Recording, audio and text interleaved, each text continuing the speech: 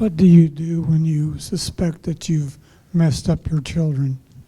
Throw yourself over the bridge. No, seriously. So listen, you didn't mess up your children. You gave them your best. You couldn't give them anything else.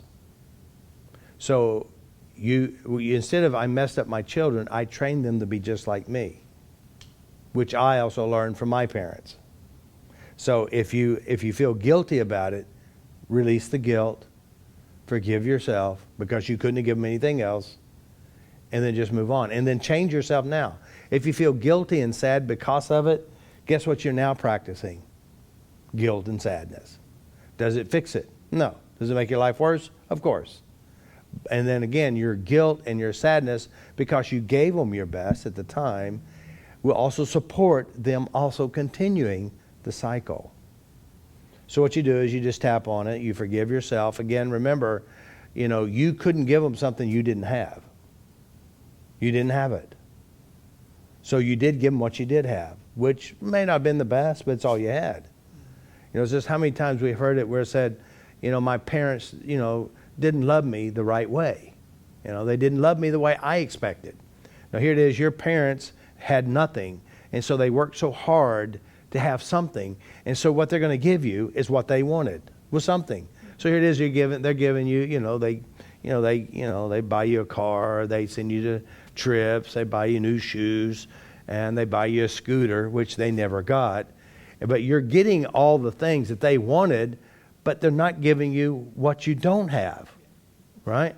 So here it is, your parents wanted those things because that was love to them, because they wanted it, and now they give it to you, you don't even appreciate it. That's right. You're looking for what they didn't give you. Or you didn't hug me, or you didn't talk to me. Well, they couldn't even talk to themselves. How now can they talk to you?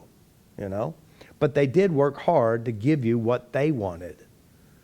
So then again, you're sitting in your narcissistic self thinking, well, they should have done it the way I wanted it. You should have hugged me more. Well, they couldn't hug you more because they didn't want to be touched either. But they'd worked their ass off to give you something they wanted when they was a kid. So that's the oddity. So if you feel guilty that you screwed them up, you didn't screw them up. You just passed the gauntlet to the next generation. And that's what you've learned to do. So what you got to do is you forgive yourself, clean that up, and hopefully they could follow you in the new way of thinking. But if you don't change your new way of thinking, you'll just be feeling guilty, and they'll feel guilty, and then all of you fall in the same ditch. So again, you just clean yourself up, do the best you can. They have the right to be miserable because you trained them to be miserable. Yeah, you throw the rope to try to save them, and you have the rope thrown right back at you. Leave me alone, I don't want your crazy shit, I don't want to look inside my head. It's like I was with my son, my oldest son, and we were eating haggis in Scotland, and me and him and brother-in-law. And he goes, Dad, do you remember when you almost caught the house on fire? I said, no. When was that? He said, well, I don't know how you could have forgotten it. You ruined my life that day. I go, really? What happened? Well, you had honeybees and you had sugar water on the stove, and we went out to play, and the fire was still on, and the smoke was barreling out of the house. You ran up and spanked me and ran into the house. I said, Adam, I'm sorry, I don't remember that.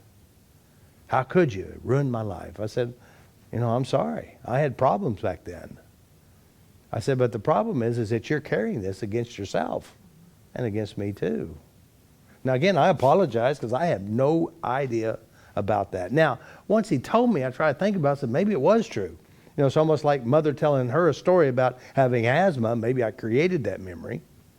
And maybe it really did happen. But to be honest with you, when I talked to my mother, I said, you remember when I was a kid, you made me, it's in the evening, we're supposed to be sleeping, and you made me stand in the closet that night while you were watching TV, and you left me there all night long, and I fell asleep in the closet. You know what she said? I would never do that. She has no memory of it. So who was making it? I mean, it was a real true memory. Oh, I remember it. Yeah, yeah. But she said, I would never do that. And it happened. So again, which reality do I want? I get to choose. So again, that's how the brain works. So you might as well just let it go, And you can see it. Now, if you see, like, say Morgan's my child, and I see her acting the way I do, all right? What do I do about it? I tap on me. Because she's my trigger. Now, again, Morgan can be bothered by you or you. And she's being bothered, and she's blaming you that she's being bothered. Now, the truth is, you bother her because something inside her is just like you. Now, it could be she's holding mom's story in her head. It could be her dad's story or her own story. And remember, our reactions to the world is our reactions.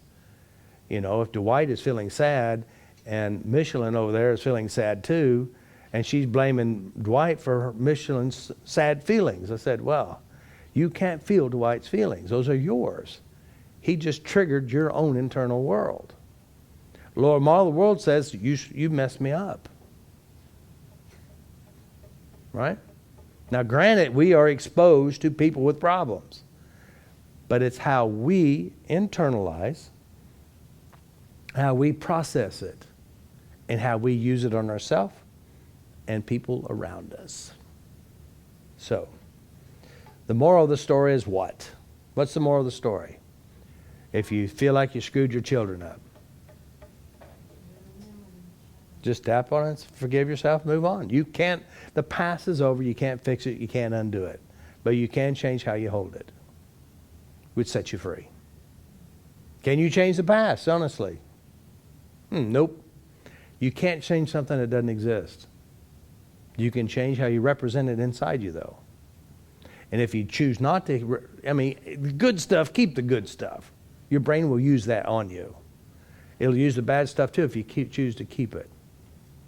So, again, there's two scriptures. I think one of them is in Matthew or Mark, the other's in Luke, where Jesus says, your eyes are the lamp to your body. If your eyes are light, your body's light. If your eyes are dark, your body's dark. And how great the darkness is. So what is he really telling us? What you think affects your body. What you think, whether it's good stuff or your memories are good stuff, you feel good. If you have bad stuff, watch bad stuff, imagine bad stuff, you feel bad. And it said how great the darkness is. But over in Luke, it says exactly the same thing, except he adds another tagline. See to it that the light within you is not darkness. Now, what light means, see to it that what you think is important isn't harming you. Because a lot of people will not let go of their past memories. They will not let go of the painful memories. And you know what happens if you don't do that? You recycle that over and over again. So anyway.